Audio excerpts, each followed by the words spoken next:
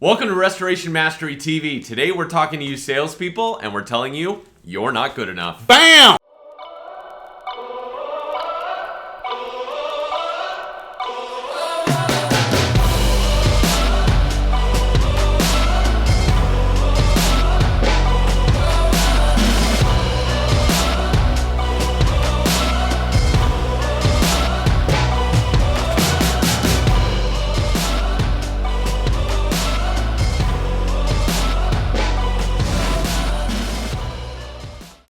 Hey guys, welcome back. I'm OP and this is Tim Bauer. And I want to start off, this interruption of a message that we're sending over to you. One of the quotes that we talked about that I really want to just cram in somewhere, and I think it's going to fit here, is don't trust anyone who hasn't been punched in the face. What does that mean? Right? That means that, we have these life coaches out there that are 22, 23 years old, and people are paying these guys to teach them about life and how to, manage their finances and their health and their life. These guys don't have any experience at all, right? Someone who's been punched in the face, like you can just tell. You can tell I've been punched in the face, literally, right? Literally and figuratively. That's right. Sure. And so, people that have been and paid the price, and been through the tough times, that's who you want to pay attention to. And I bring this up because the things that we're teaching are not hyperbole. It's not a concept. This is real life stuff that we actually use and we execute in this stuff because it means that much to us. We've been in a place where sales are just to the rock bottom, where things are not happening, where morale is low, where all these things are going on, but we have to figure out a way to step out and grow out of that. And that's what I'm talking about here today. Yeah, as the great philosopher said, we started at the bottom and now we're here. Boom! I mean, the reality is we worked for small businesses and we started small businesses and made them large. There's a lot of restoration coaches out there. A lot of our friends, our best friends, are people that coach in this business. But the fact is we have a restoration company that was started during the Great Recession. Yep. And we struggled through those years. And those first few years, we had to wonder if we were even going to stay in business. I mean, that's where we were. And we became a highly profitable firm. And those are the things that we're teaching you. We started Restoration Mastery with the goal of helping to develop other companies so they didn't have to go through all that crap that we went through. If you think about successful programs like Alcoholics Anonymous, they assign you a sponsor that was a former alcoholic. Why do they do that? Right. It's not so you have a drinking buddy, right? It's because they want you to have someone that's been through what you've been through. Exactly. And that is something that is really important. So when we say don't trust anybody that's been punched in the face, yeah, we've both been punched in the face literally, but we mean figuratively. We have gone through hell and back.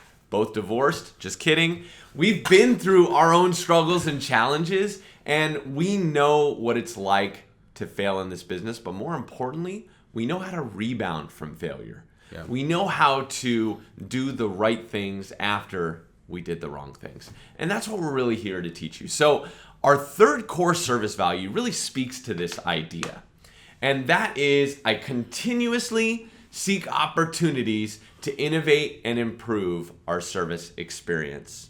I continuously seek opportunities to innovate and improve our service experience. So when I jokingly said, you're not good enough, I mean, I was kind of looking in the mirror when I said that. I'm always a before picture, whether, and not just physically, but I mean, in terms of where I am professionally, I'm always working to develop myself.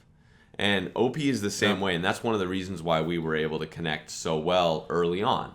If you were to walk around our houses, or our offices, you would see books. You would see materials. If you were in my back seat when I drive, we're in Los Angeles here, where it takes an hour to cross the street. So we're always listening, podcasts, audiobooks, constantly developing ourselves, even as coaches, you know?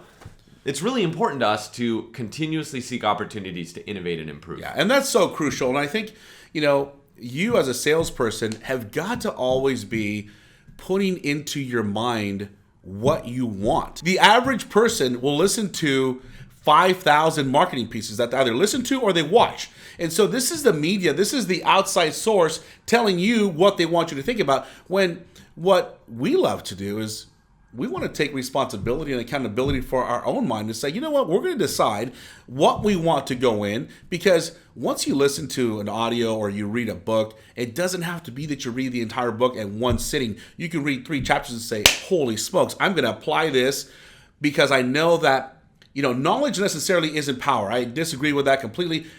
Knowledge is the potential power, but execution, right? Executing, like, that's the magic. You can conceptually learn something, and even in these trainings here, guys, I'm going to challenge you. Like, whatever you hear now, I challenge you to implement it. Implement it, and you see for yourself what responses you get and what changes are made. And it's like any muscle, right? You try it one time, you're not going to lift a barbell and get a bicep, on your first try, right? You're going to go work out in the gym one time and you're going to be built. Ain't going to happen.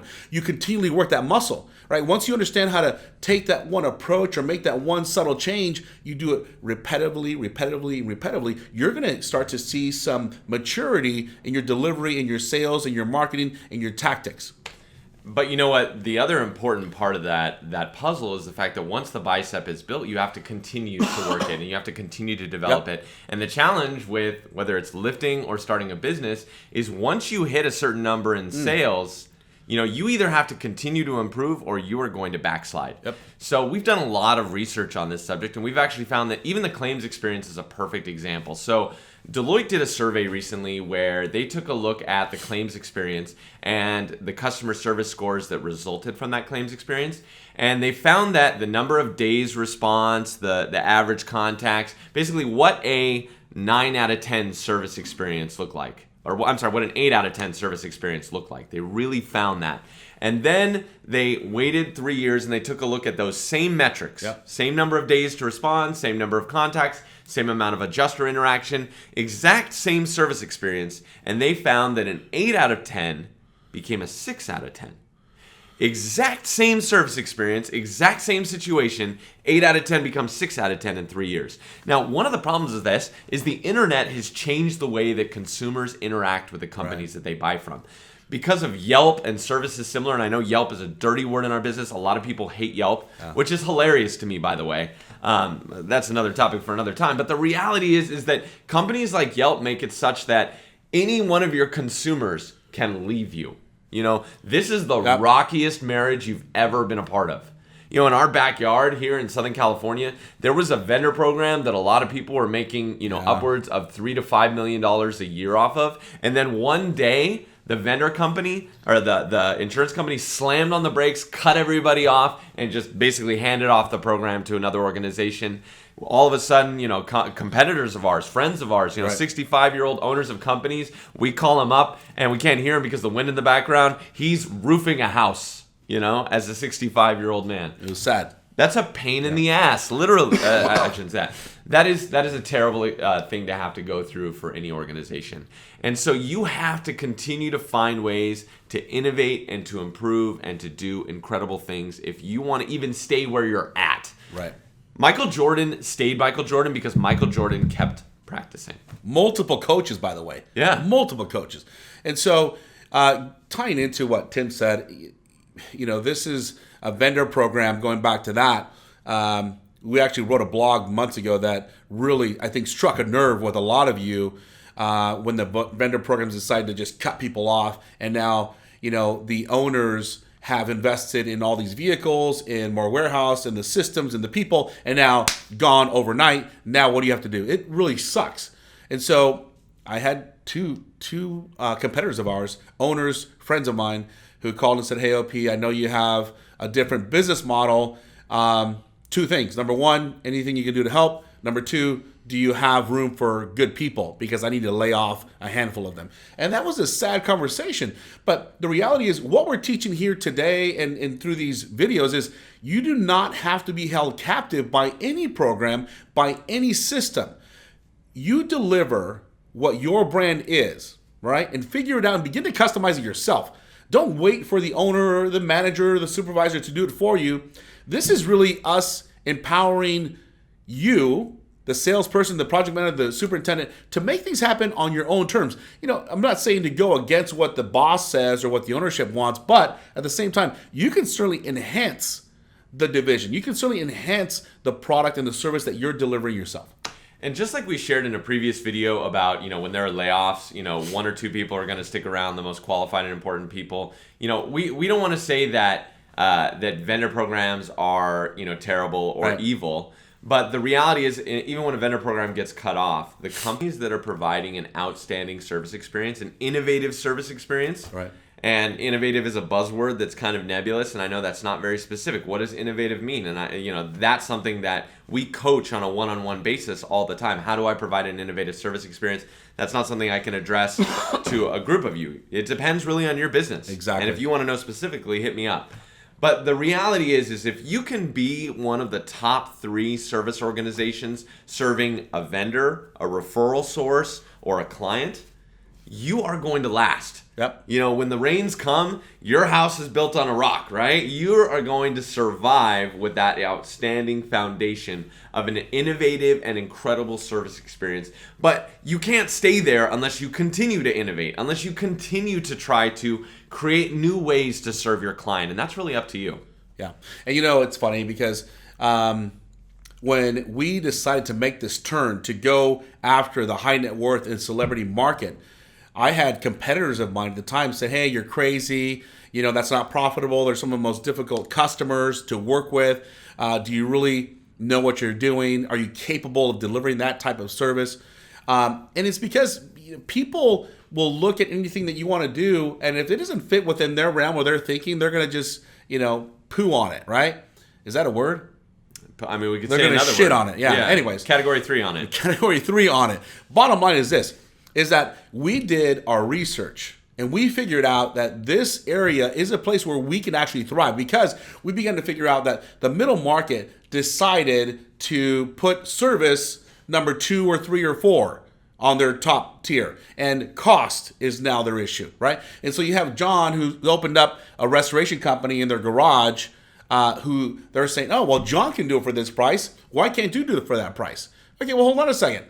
Let's compare apples to apples. Workers' comp, liability, all of these things they don't care about, right? And I'm not, bagging on the insurance carrier or anyone else for that matter. All I'm saying is this: is that you have to decide what your differentiating factor is going to be. Is it going to be service? Is it going to be cost?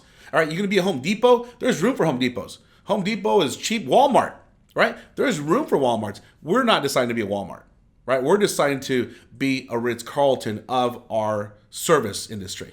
And there is a room for that. And so you have to decide what it is for you that you're going to go after and become that and to own it. And that's part of innovation, is figuring out what you can do to think outside the box. Absolutely. And there's room for Walmart, and there's room for Target, and there's room for Nordstrom, right? These are different brands for different purposes. And even within their own spaces, they're going to continue to innovate and improve the way that they do service with their customers. And that is something that you have to do every single day. OP opened this by talking about the fact that we don't want to say yes to every source that could potentially innovate us and improve us. We'll go crazy. We'll go crazy. It's kind of like January 1st hits and we all want to get into weight loss mode, right? We all start Googling New Year's resolution, lose weight. It's like, do I go low carb? Do I go high carb? Do I go raw diet? Do I go vegan, paleo, vegetarian? What do I do? And you're inundated with all these ideas when, trying to find the best way to lose weight. And you know what you end up saying? Screw it, let's go to Taco Bell. That's what happens because you get overwhelmed by all the opportunities. Right. So when I say innovate and improve, I don't mean look everywhere. Trust the person that's been punched in the face. We're one of many sources out there that you could rely on. We'd love to coach you. We do a lot of one-on-one coaching. We help develop innovative and incredible ways to market yourself. Marketing is the number one question. We'll be talking about that pretty much throughout this entire video series. But at the end of the day, if your idea of innovative marketing is trying to choose between whether or not you bring cookies or donuts to an adjuster's office, maybe the question you can start asking yourself is this really the most innovative and incredible way to serve my client? Yeah. And I mean, unless they have stock in Winchell's and Dunkin' Donuts, maybe there's a better way. Yeah. And you guys, we'll close it here. I hope you enjoyed what you've got. But to touch on what Tim said, we've got training modules that you can actually purchase, and we don't have those up now, but you're going to be getting those, and you'll see them on our website, where they're going to be really concise as to what you can do on a day-to-day basis to really make a difference. These videos, I hope that you actually utilize, because they're valuable. The things that we've learned, we're sharing with you, so that way you don't have to go through it. Right? And so it's true that we learn from mistakes, but they do not have to be your own. Yeah, one incredible resource, we do have available, and maybe we could put a link up here on the YouTube video. There is a marketing section of Disaster Restoration Institute where you get the episodes on that class program that strictly deal with marketing. And we focus on a few different forms. We focus on traditional forms of marketing, vendor programs, and insurance adjusters. And then we talk a little bit about non-traditional programs like plumbers and like realtors and like property managers, right, outside of vendor programs. And then we just talk about how to hire incredible salespeople as well. So that would be something that would really apply to this if you are looking to innovate and improve your marketing experience. And believe you me, you can trust us. We've been punched in the proverbial face. Boom! See you next time, guys. Hey guys, OP and I wanted to thank you for watching our inaugural episodes by offering a limited number of free 15-minute 2-on-1 mastery sessions where we'll answer any one restoration industry question you have about sales, estimating, operations, or anything else. Go to restorationmastery.com/15 minutes for more information.